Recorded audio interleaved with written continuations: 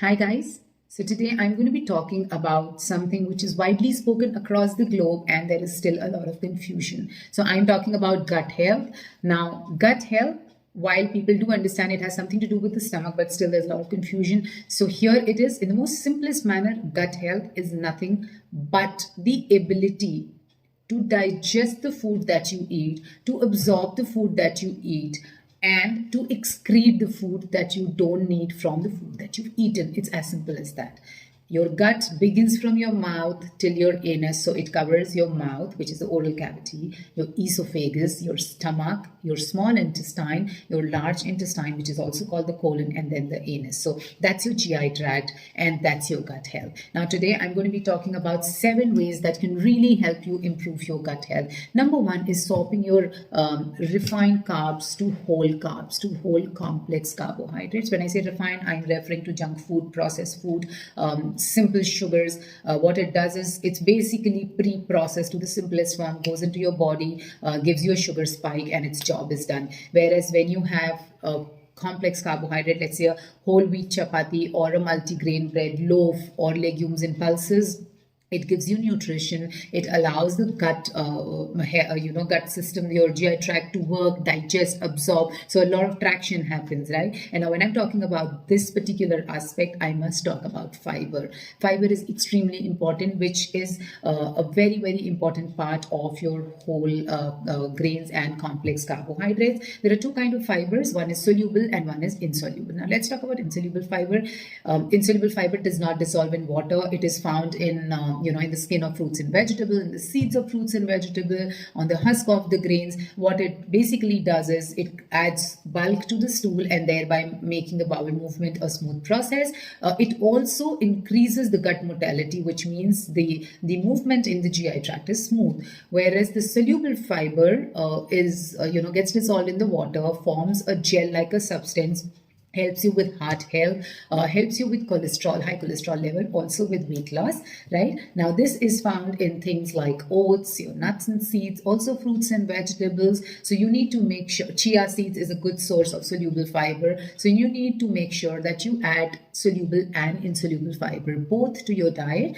A couple of tips before you start doing that. Remember, if you've been on a no fiber diet, you can't suddenly go all out and add all the fiber in your diet, because that's going to make you bloated, make you feel bloated. That's going to cause gastric issues. So go slow and build up gradually. Also make sure that you're taking a good amount of water. Otherwise, this will do more harm than good, right? So that's on number 1. Number 2 is prebiotic and probiotic. I just cannot talk about prebiotic and probiotic when it's about gut health. We've seen a lot of emphasis on probiotic in the form of fermented foods. There are probiotic drinks available. There is kimchi, there's kombucha, there are pickles. However, prebiotic is something that sort of gets ignored, but we need to understand that it's extremely important. So let's understand what is probiotic. Probiotic is nothing but a live bacteria living in your gut system. There are trillions of them. And prebiotic is very important because it is the food of the probiotic. So for your probiotic to thrive, prebiotic is important. Otherwise, the good bacteria is going to die off.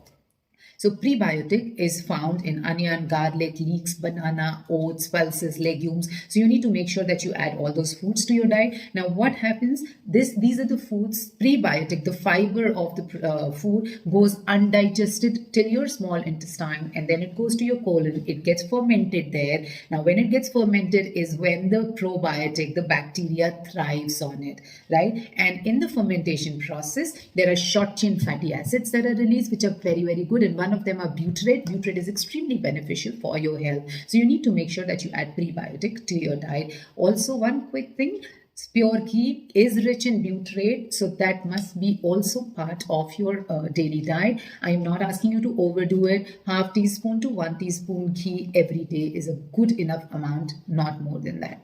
Number 3 is very important, polyphenols. Now, polyphenols are compounds that are found in different foods, extremely good for overall health and very, very beneficial for your gut health.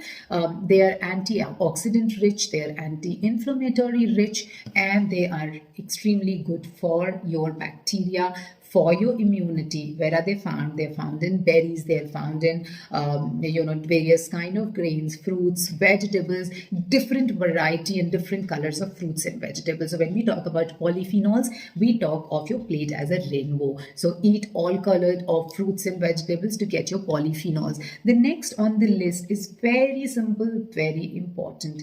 Few deep breaths just before your meal. Now, what it does is that it activates your parasympathetic nervous system, which means it calms you down. Now, when you are calm, you chew slowly, you eat mindfully, you are calm, and your body is able to assimilate. Remember when I told you about gut health, I said assimilation and digestion is very important. So when you're in a calm mood, you're able to eat slowly, you're able to eat mindfully, chew better, and it will do wonders to your gut health. So remember to take few deep breaths just before you start the meal and activate your parasympathetic nervous system. The next point is extremely, again, important, simple, started from Japanese culture. Eat until you are 80% full. So there's a very thin line between eat until you're 80% full or eat till you're full here.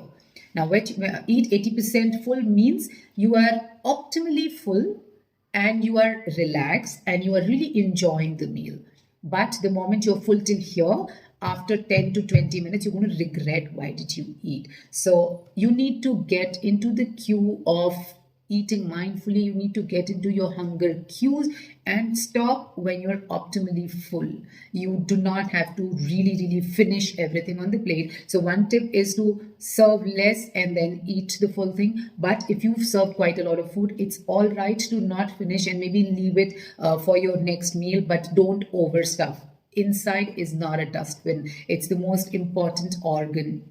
It gives you nourishment, right? It nourishes your body. So make sure that you eat till you are 80% full and not beyond that. Last on the list is an early dinner. Now, what happens when you take an early dinner? Number one, there is time for the body to work on digesting the food so that you can sleep light, you can sleep peacefully. Otherwise, while you are sleeping, for yourself and for the rest of the world, your body is actually working in digesting that meal that you've eaten. So I call it passing out. You're literally not sleeping, you've passed out because your body is still active, your body is still working. Whereas if you maintain a gap of 2.5 to 3 hours, the food is digested, you feel light enough to sleep. Also, it is very important for you to maintain that overnight fast of about 10 to 12 hours. So if you eat an early dinner, your body has digested that food, the organs are at rest, and that's where the rejuvenation, the growth happens. So very simple, but very important. So make sure that you eat an early dinner. So now quickly recap. Number one, swap your refined carbs with whole and grains and complex carbs. Number two, make sure that you have prebiotics and probiotics. Number three, you have polyphenols. Number four, you take few deep breaths. Number five, you eat until 80% full. Number six, you eat an early dinner, very important. And number seven, you make sure that you work out every single day. So when you exercise, your microbiome, which is the gut bacteria, thrives. It really has a ball of a time. So make sure that 30 to 45 minutes, I added that at the 7th point because that is not really related to the food. So make sure that you do that 30 minutes of workout. You will enjoy a healthy gut, a healthy you, a body that will assimilate the nutrients that you would ingest. If you have any questions on this topic, put them in the comment section and we will get back to you. Thank you for watching. Don't forget to share with your family and if you like this video, please subscribe. Thank you.